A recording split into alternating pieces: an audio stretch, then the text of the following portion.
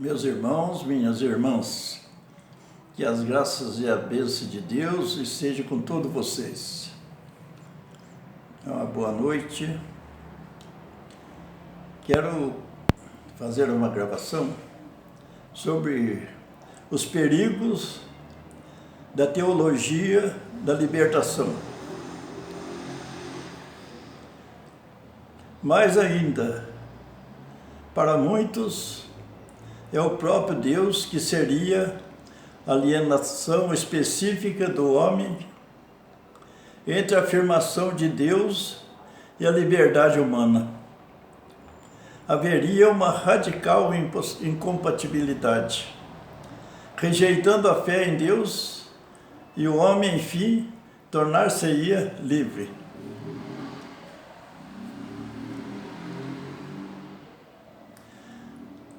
Em 1984, quando era o responsável do Vaticano por supervisionar as questões de fé e doutrina, o cardeal Ratzinger declarou: a teologia da libertação é uma heresia singular.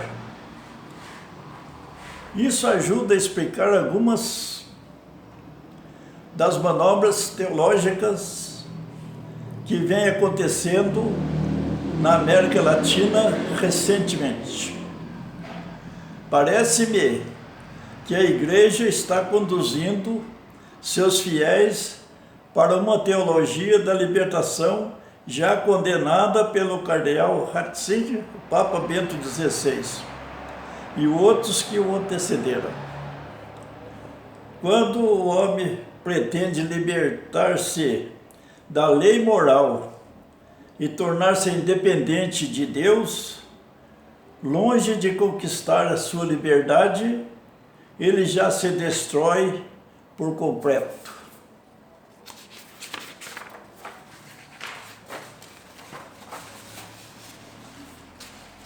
Fugindo da medida da verdade, ele se torna presa do arbitrário entre os homens.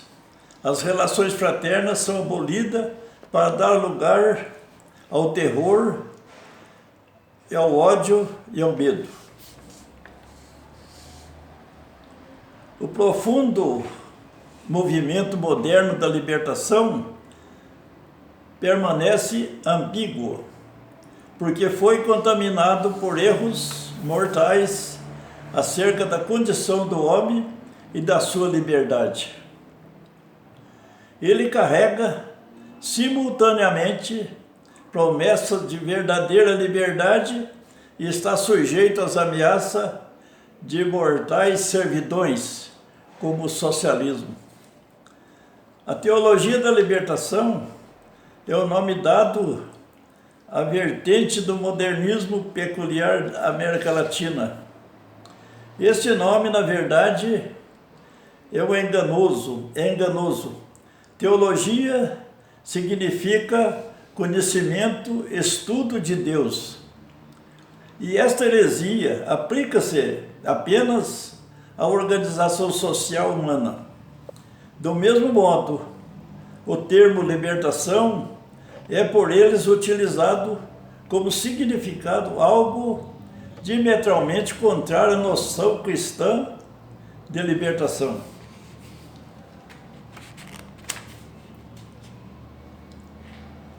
Os erros da teologia da libertação são muitos, todos eles baseados em uma negação da ação sobrenatural de Deus. Sobrenatural é um termo teológico que significa acima da natureza humana.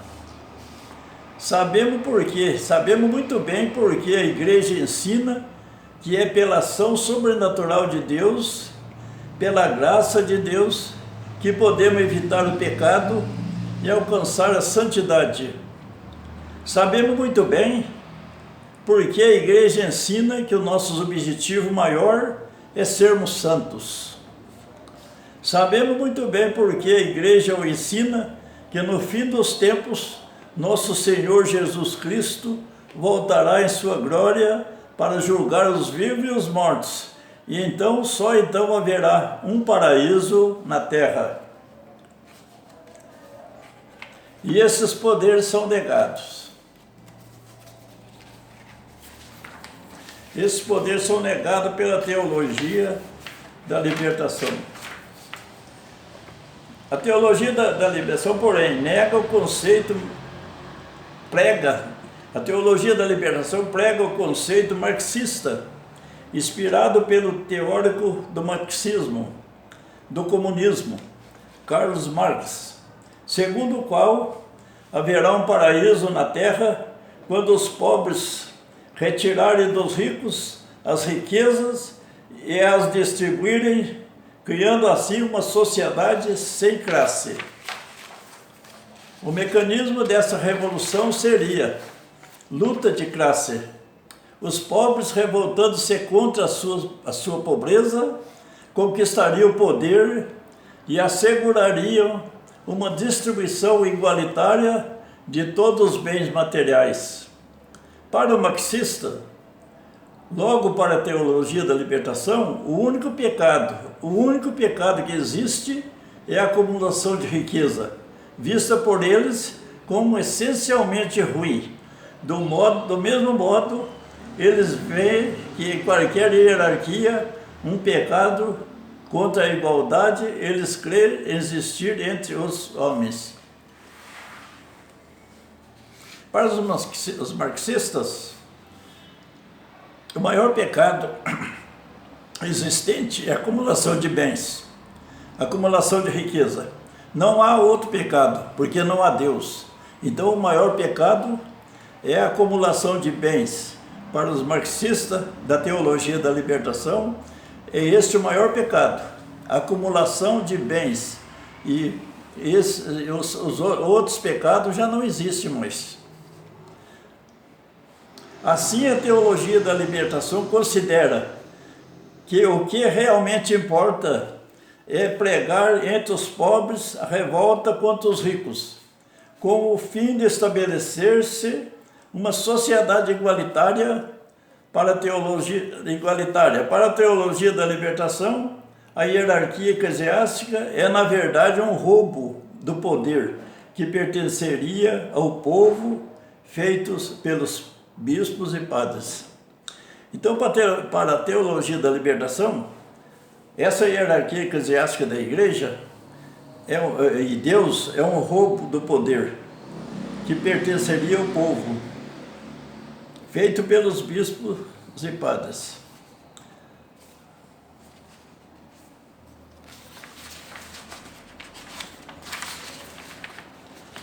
Para a teologia da libertação, a doutrina da igreja não interessa, assim como não interessa também o céu. A teologia da libertação, ela separa de Deus, não interessa Deus, não interessa os bons costumes, não interessa a salvação, não interessa o céu, não interessa mais nada. Só o que interessa é as coisas materiais. Interessa sim a organização de movimentos populares para lutar por reivindicações puramente materiais. Terra, como o MST, aumentos salariais, etc. Vejamos, portanto, quais são as principais diferenças? Quais são as principais diferenças entre a doutrina cristã e a ideologia da teologia da libertação? Por que a teologia da libertação é horrenda, medonha, inimiga de Deus e do homem? Basicamente por pregar a própria essência da religião, que é a ação sobrenatural, acima das possibilidades da natureza humana, da graça de Deus, da redenção do homem.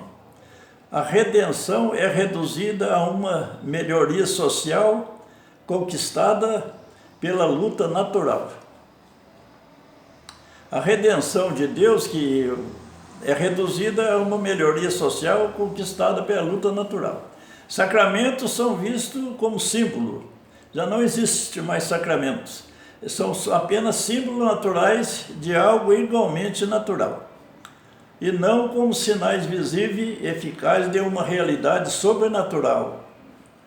Enfim, o homem se liberta de Deus e nega tudo o que vem de Deus. Deus não é mais o Criador. Jesus não é mais humano, não é mais humano e divino. Sendo assim, não há ressurreição. Sendo assim, não há ressurreição e tudo mais.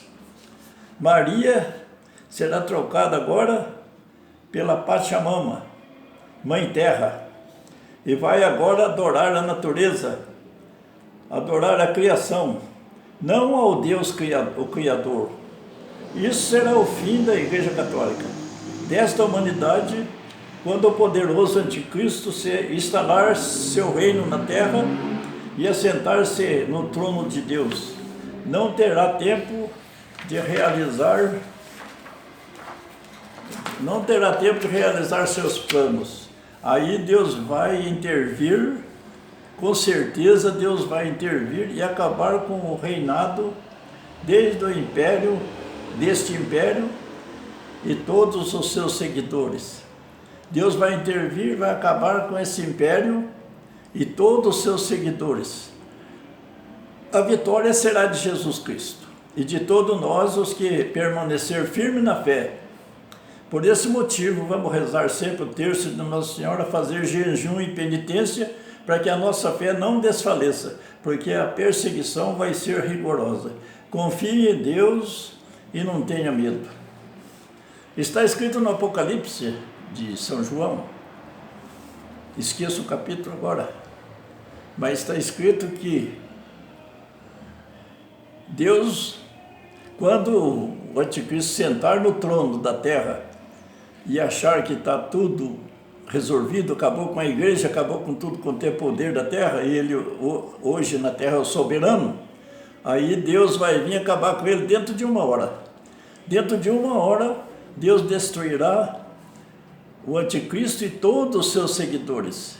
Então veja lá que lado você está nesse dia, porque se você estiver seguindo o anticristo, você será destruído junto com ele, e vai destruir com fogo, e naquele momento o inimigo será acorrentado, o diabo já não terá mais poder, e o inimigo será acorrentado, e aí só espera a vinda de Jesus Cristo para acabar com a morte. O último inimigo, está escrito, o último inimigo da terra, o último inimigo será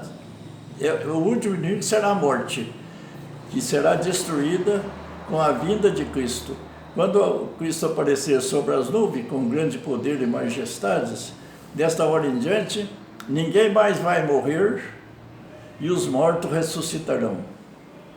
Fique com Deus, reze sempre, não perca a fé, fique firme nessa igreja, que essa igreja verdadeira de Jesus Cristo, a igreja primitiva, a igreja que o Cristo fundou sob Pedro, a igreja